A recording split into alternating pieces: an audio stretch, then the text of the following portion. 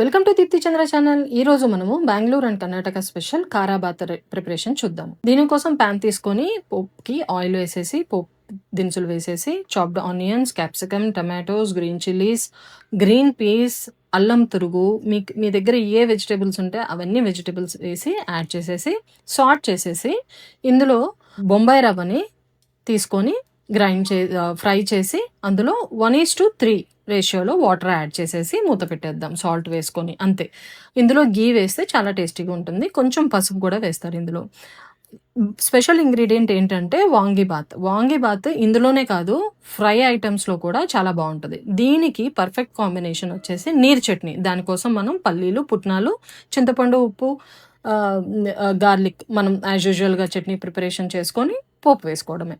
So ఇది చాలా టేస్టీగా ఉంటుంది అండ్ ఎప్పుడైనా నైట్ డిన్నర్స్కి, మార్నింగ్ బ్రేక్ఫాస్ట్కి పర్ఫెక్ట్గా ఉంటుంది.